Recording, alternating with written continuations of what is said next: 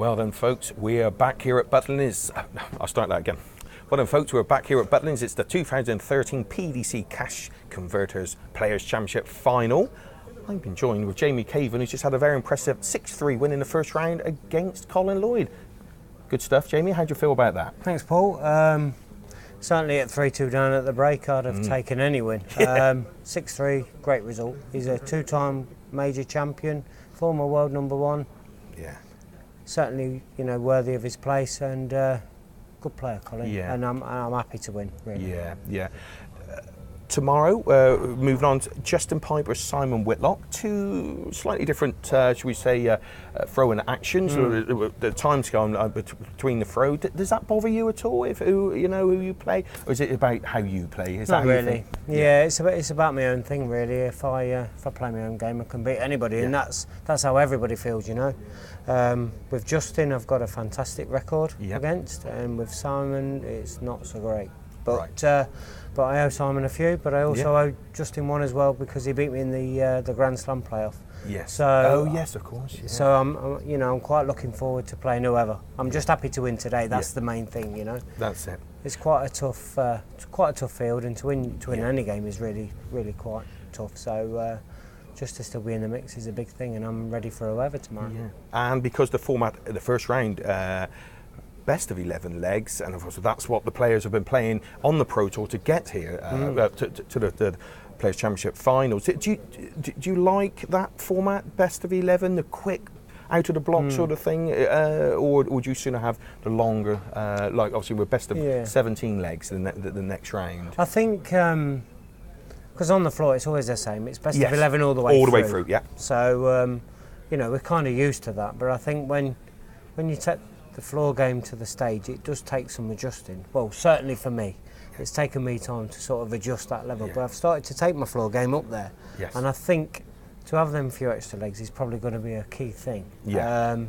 It's good to have that bit of a, because you know, you don't know how it's going to be. It could be tough, it could be easy, but it's nice to have a time to settle in, and then you can dig in, and then I think there's no excuses from then, really, because you know, you've got plenty of time to sort of adjust and get ready. So I'm certainly more happy now that it's now the best of 17 rather than the best of 11. Yeah.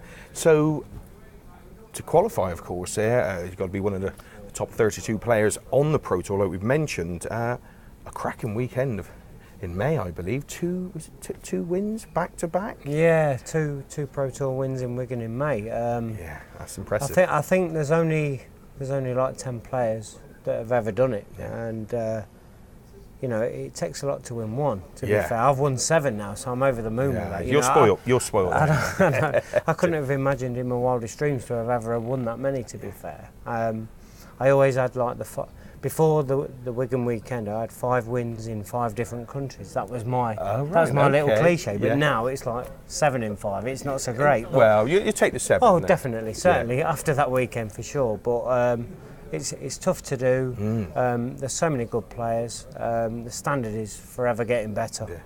But you know, the belief that gives you alone, you know, just from that one weekend is quite amazing. And hopefully it's going to lead to bigger and better things. So, like I say, I'm taking my floor game slowly up to the main stage, and I'm hoping to kick on and do well, certainly this weekend, and then the Worlds is in 2 weeks. 2 weeks' time. So fingers crossed you'll be enjoying a nice Christmas dinner already through the first round or so. That makes the Christmas dinner taste a little bit better, doesn't it? Certainly, It tastes like cheese on toast if it's not so great, you know. But no, it's all good. It's all good. I mean, winning 2 in a weekend, 128 of the best players in the world in the field. It's just amazing. I've been to a few Pro Tour events, lucky enough to have been, and just seeing the standard of dive.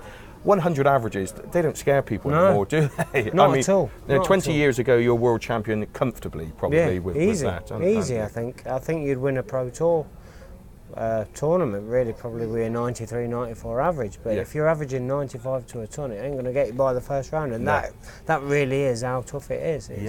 It's not easy at all. The young breed that are coming through don't care. They're not bothered about who you are or how good you are. If you're not averaging 100, 110 even, you're not necessarily going to win, and that's the reality of it. Yeah, and in fact, I think in the European Championship, a fantastic performance. I think when you defeated Dave Chisnell and that, I think it was about 107. Was it 107 average? Yeah, I think it was. Yeah, that was impressive. I mean, I'd never seen you play as well as that. And it's the confidence you walked out. It was everything fell into place. But that's not just a one-off, is it? You're very capable of doing that. So. I think there's a lot of players who Joe Public don't know, you know, who are capable of doing that and still only winning 1 or 2 rounds on a pro tour. It is so tough, and I think the fact that only so many people can get in, we have a couple of guest passes each. Yeah. Not Joe Public can walk in, so they don't get to really appreciate that. No. But so many people say it because it's the truth. It really is tough. Yeah. And even if you're a seed, there's more pressure on you to do the business. Yeah. Even if, you know, for the likes of somebody going in who's non-seeded, can still do a good job, really. Yeah. So it's really, really tough. Well, hats off to you. They've obviously been number 7 seed for this event. It shows how well, obviously, the 2013 it's gone. On to a personal note, if you don't mind. Talking about obviously the stung by a bee when you was a baby. Yeah. And it affected, and you're blind in the right eye. In the right eye. Now. Obviously, you don't perhaps know we wouldn't know how it has affected you because you was never played with. But I just can't imagine how so it can't say it affects you because you don't know. No. I think if I had 2 eyes, I'd probably be useless. Yeah. Well, that's what's happened for me. So if that bee's still about, thank you, pal. Yeah. So no, it's all good. So it's something you've always lived with because it's happened so young in your life, and then a few years after, diabetes comes along. I had my pancreas removed, 20 years old. It's been 16, 17 years now, isn't it? So it's not a massive big deal. But as a 20-year-old, you know, it's the end of the world. You can't go out pubbing and clubbing it and chasing the girls and all that kind of thing. Well, you can, but you're going to be in trouble, I think. Well, you have to look after yourself a lot. Yeah, so. Well, I've just given up that. I just can't catch up anymore. You know, it's I don't know why that is, Paul, to be fair. I can't see it, mate. I like Jamie. I'm looking with my right eye, that's why. Hey, hang on.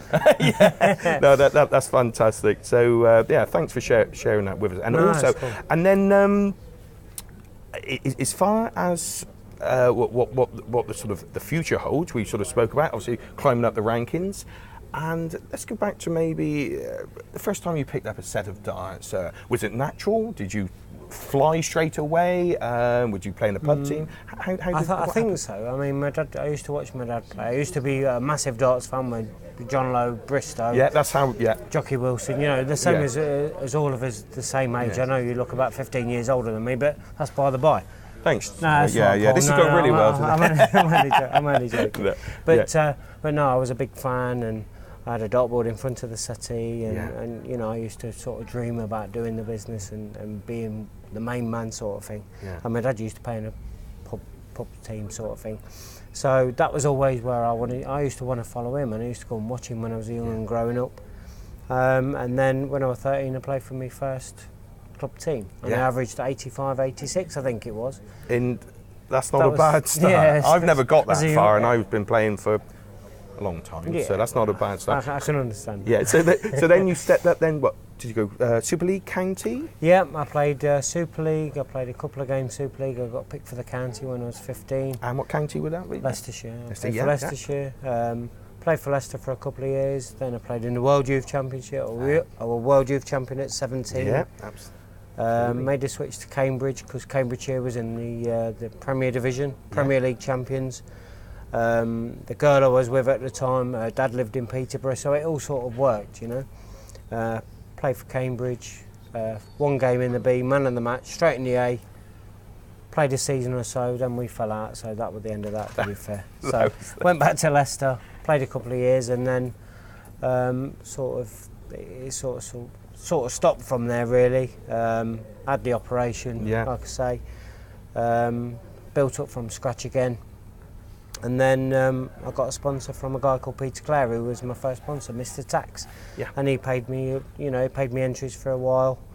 I played about a dozen events, and then played in the World Championship qualifiers, qualified for the Worlds at the first time. That's great. And then that was it. I won my first game against Wes Newton, who was seeded, and I wasn't.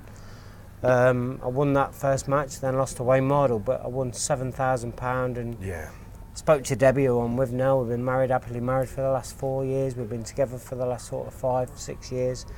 And then from there, she said, just have a go. If it don't work, go back to work. Yeah. And since then, I qualified for the Players, in which I played Colin LLYOD in the first round, as it happens. Yeah. And he gave me a good hiding. It was at Purfleet.